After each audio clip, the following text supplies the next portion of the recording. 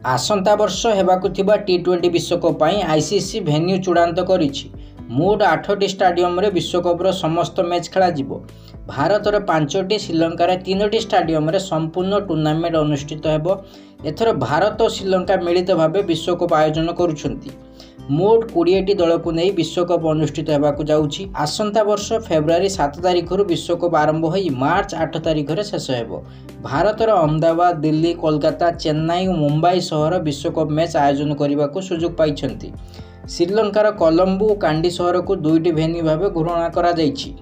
तृतीय भेन्यू एपर्यंत चूड़ांत होई नाही।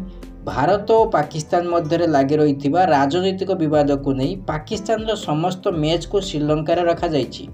निरपेक्ष ग्राउंड रे सामना सामनी हेबा पई उभय बोर्ड मध्य चुक्ति होइथिबारु पाकिस्तान दल कौनसी मैच खेलिबा पई भारत आसीबो नाही। फल भारत आयोजक दल होइथिले हैं पाकिस्तान को भेटिबा पई श्रीलंका यात्रा करिवो। एपरिकी पाकिस्तान फाइनल को उत्तीर्ण हेले श्रीलंका रे मैच खेला जिवो, नचेत अहमदाबाद रे फाइनल मैच आयोजन करिवो। पूर्व संस्करण भरी एथर मध्य फॉर्मेट अपरिवर्तित रही। 20टी दल को 4टी ग्रुप रे भाग करा जिवो। प्रति ग्रुप रे 5टी लेखाएं दल रहिबे। फल लीग पर्यायर प्रत्येक दल 4टी लेखाएं मैच खेलिबा को सुजोग पाइबे। प्रति ग्रुप रो श्रेष्ठ दल सुपर 8 राउंड को योग्यता अर्जन करिबे। एही राउंड रे 8टी दल को 2टी ग्रुप रे भाग करा जिवो। प्रति ग्रुप रे 4टी लेखाएं दल रहिबे। एही राउंड रे प्रत्येक दल 3टी लेखाएं मैच खेलिबा को सुजोग पाइबे।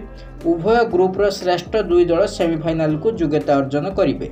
आयोजक भारत और श्रीलंका व्यतीत अफगानिस्तान, ऑस्ट्रेलिया, बांग्लादेश, इंग्लैंड, दक्षिण आफ्रिका, यूएसए, वेस्टइंडीज गत टी20 विश्वकप प्रदर्शन बल में योग्यता अर्जन कर मान्यता बल में न्यूजीलैंड, पाकिस्तान, आयरलैंड योग्यता अर्जन करथिबा बेले योग्यता पर्याय बल में उत्तर अमेरिका कनाडा, यूरोप इटाली और नेदरलैंड, आफ्रिकार नाम्बिया और Zimbabwe, Asia Nepal, Oman, UAE योग्यता अर्जन कर।